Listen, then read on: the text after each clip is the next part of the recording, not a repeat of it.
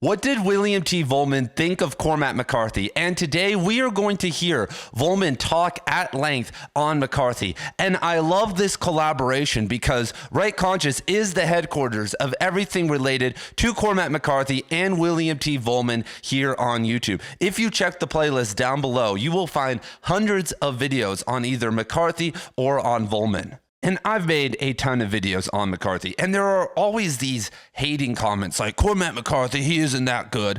But my response to them, and I never even reply, is that when you look at the list of authors who called McCarthy while he was still alive the greatest living author, it is pretty big and much more padded than any other author. For instance, William T. Vollmann, Margaret Atwood, Haruki Murakami, Stephen King, Don DeLillo, David Foster Wallace, among many others, called Cormac McCarthy the best living novelist. And most of the time, I think if you are missing that point or don't see the beauty of Cormac McCarthy, you're probably just like a twitchy Reddit boy or some weirdo out in the world that has so much hate in their heart that it's insane. But enough for me. Let us now hear from Vollmann on McCarthy. I think he's a great writer, maybe the greatest American writer alive, maybe not. McCarthy is mostly interested in a certain kind of relation between people, in aggression, exploitation, obsession, sadomasochism. That stuff is all present in humanity, and that's what he chooses to focus his work on. But I don't think the world is so monochromatic. A lot of people are kinder than his characters. Similarly, Shakespeare is a great writer, but I don't believe that people think and act in such complex, colorful ways as he made them think and act. That doesn't make him any less great. It only means that he's adhering to a different kind of reality. One of the reasons I liked McCarthy's Border Trilogy was that I thought it was kind of a departure for him. Suddenly he allowed some human tenderness. The Road is ultimately an optimistic book. It's about how the love of a father and his son. It's about the love of a father and his son. All of us who are parents know that in the normal course of things, our job is to prepare our children for our deaths so that they can go on without us. That's exactly what happens in this book. In a way, it's the most normal story in the entire world, which makes it great. And this is a big statement from Vollmann because he doesn't really like American authors because, quote, American culture for a long time has been narcissistic, self-congratulatory, self-referential. And so when I have the time, I would rather read a book by someone who is not American so I can learn something, which isn't to say that I want to say anything disparaging about American authors, but he does go on to say a bunch of disparaging things.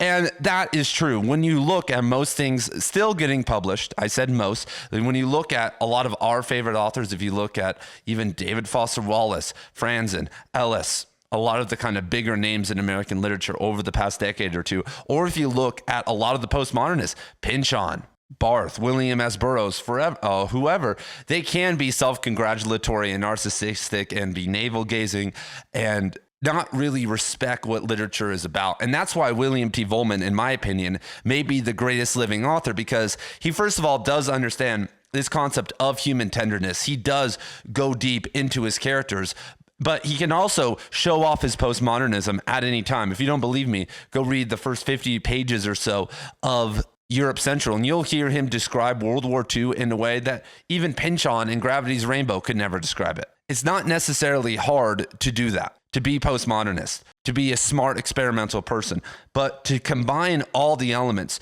to actually touch human tenderness and story, and integrate beautiful writing and nature and all the other elements of a great novel is really hard. And that's why I love that Vollmann here mentions the Border Trilogy. Because in McCarthy's first four novels, we have just kind of this Southern bonanza that was kind of a sad boy postmodern reflection era for McCarthy, then Blood Meridian. And we suddenly, with the Border Trilogy, get exposed to a side of McCarthy that seemed to have blossomed in the later years of his life. One could say it's because he married a woman in her 20s when he was in his late 50s, early 60s.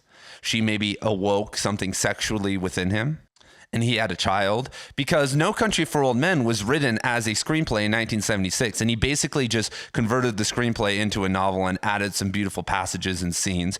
And the same with Cities of a Plain, which was also written in the late 1960s as a screenplay. But All the Pretty Horses, The Crossing, and The Road were McCarthy's, and I guess you could say Stella Maris, were his only real compositions in the last 35 years of his life. The only original stuff, maybe other than some of his screenplays, that he wrote. And the theme with all of them is this idea of tenderness, is this idea of connection. Somehow in Stella Maris, which is about the schizophrenic who is this mathematical genius and she's ranting about mathematics, there's this energy, this positivity, this weird optimism and connection that is piercing through the page, even when it's dwelling on the most nihilistic things, even when you understand that she's going to commit suicide. Not a spoiler. You learn that on the first page or the dust jacket cover of those books. But before we even get into the Border Trilogy, let's talk about some of Vollmann's other assertions, that McCarthy is interested in aggression, exploitation, obsession.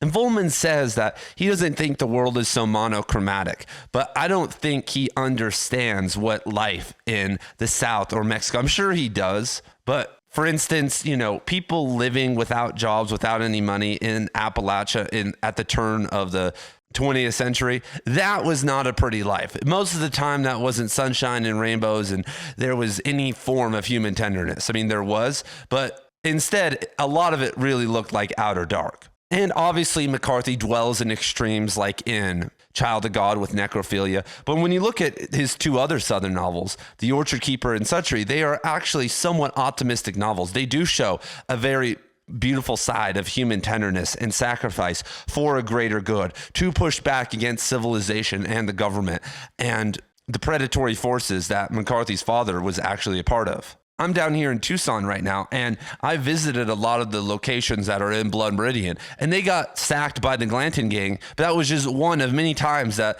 the Spanish, the Apaches, or other random raiders would come in and screw everything up for them. It was a constant barrage of negativity and death for those people. And what happened when we finally brought civilization to Southern Arizona? What happened to the people that had been being screwed up the entire time? Oh, we threw them in Indian schools. We made them cut their hair and not speak their language and throw them in a hot box and mistreat them so that we could turn them into good white people, I think Vollmann understands this, but when you look at his whole historical series, his whole Seven Dreams series, which kind of depicts American or just colonial and indigenous relations, or just even indigenous stories, he does bring forth a lot of more humane elements within those stories. And that's what he's known for. I mean, in Europe Central, he makes you sympathetic to German and Russian characters on both sides of the war that are terrible all the time. In the Right Conscious Book Club, we are currently reading two Cormac McCarthy novels, like we always do, and we're currently reading William T. Vollmann's novel, Europe Central. And this past week, we read about Andrei Vlasov, who's the Soviet general who defected after he got captured, defected to the Nazis and eventually helped organize Russian prisoners of war to fight against the Russians. This whole thing. But as you read this, you're like, Vollmann, through this kind of maximalist style, makes you very emotional. You start to kind of feel bad for this guy. You're like, Jesus Christ, all he wanted to do was be a general. All some of these other people wanted to be was musicians or filmmakers. And so they have to exist in this crazy world where you have to take a side. If you want to be a filmmaker or a musician in Russia, you're going to have to be a party person. You're going to have to be like Shostakovich, kind of towing the party line, or your wife and even yourself are going to get, sent to a camp. If you want to be a part of the Great War, if you get captured 3 or 4 years early, you're going to have to defect and go to the other side like Vlasov does. So, he understands that idea of human tenderness, and even writes about Hitler and all these other people and like shows you kind of these deeper elements of them, which is something that we totally gloss over in America, because obviously we have a very distorted lens because, okay, the Nazis are terrible, of course, but we chose the Russians. So, we're part of the good side, right? We're the allies, but the Russians were just as bad as the Nazis. How many people did they end up killing after World War II? How many people did they kill on their way to Berlin and in Berlin? How did they treat their musicians? How did they treat, so many other ethnic groups in their countries, even before World War II. And so we don't want to look at that reality. We don't want to look even into the Russian stuff a lot of the time, because we have to confront a lot of our own demons and see how, our decision-making maybe and immorality and some of that stuff has, filtered into our foreign policy with all the various wars and color revolutions that we've been a part of since World War II. And speaking of the Right Conscious Book Club, the Right Conscious Substack, if you join, you will get daily podcasts. For instance, yesterday I released a 2.5 hour podcast With the McCarthy Scholar, I talk about writing. I talk about guys like Julius Evola, a bunch of other stuff. You get to be a part of the Right Conscious Book Club, which usually reads 6 to 10 books at once, and you can read as many as you want. There is the Cormac McCarthy Course, which has been building up for a while, the David Foster Wallace Course, some of my writing, daily office hours with me, and a bunch of other stuff. And so if you would like to join, go to the link down in the description below. We are currently reading Europe Central by Vollmann. There's still time to catch up and join the group. If you love World War II novels, I don't think there is anything better out there than this one. And speaking of simple stories and simple books, when you look at The Road, that's what Vollmann says it is. It's the most normal story in the world. It's just a father trying to impart wisdom to his son, but then it's amplified with extreme circumstances, which is what good writing, I think, for a lot of people out there who are struggling with the writing should do. You don't need you need the stakes to be high. You need a lesson to be learned. You need transformation of the characters and a personal transformation for the reader. But you can do that by, a lot of authors today, especially young ones, think that if they are cool and hip and they add like, oh, there's a psychedelic experience or sex and drugs or like all these random things going on or sci-fi or fantasy, like that's going to actually do it. But what actually does it is focusing on core axiomatic lessons that have been a part of the human experience since day one, and then putting it in a world that is high stakes or under some form of pressure. And then obviously adding a lot of the tragic elements that make stories great. And that's really what The Road is. And that's why it's the most successful and best-selling Cormac McCarthy novel of all time. And one could say the most impactful. I would love to give, a book to, if, we're talking about a random reader, a person who would actually read the book, I could give them Blood Meridian, and they may miss the entire point that, the Mexicans, the Indians, and the white people are all bad, and we romanticize all of them at some level, and humans in general have this inherent violence within, and Judge Holden represents Nietzsche's passive nihilism, and the kid represents active nihilism, and all that. They're probably not going to get a lot of that. They're probably just going to be like, wow, the Wild West was a crazy place to live. Like, that was weird. And then if you find some like random dude like Windy Goon or a random dude like, oh my God, Judge Holden, so frightening, it's crazy, bro. Because like his philosophy aligns with their inner philosophy because they haven't controlled their own body, mind, and soul yet.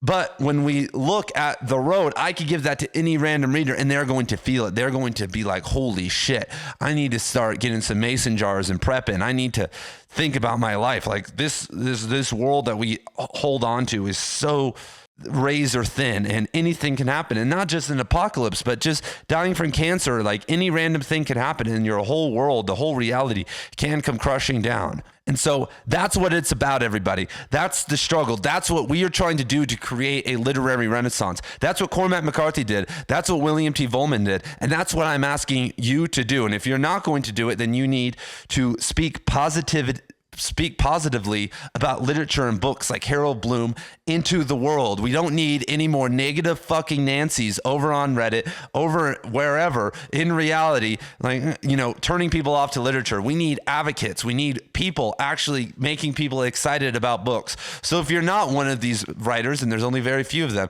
then you have to be an advocate. How many people obsess and talk about the Avengers movies? How many people go crazy over Spider-Man and Batman? Even though they're not real and their stories are very simple most of the time, unless you get like super into it. That's what we need, but that's not what we have. And so I'm calling upon you to do that, to transform, to think, to be better. And so thank you guys for being here. I love every single one of you, and I will see you in the next video, which will be out very soon.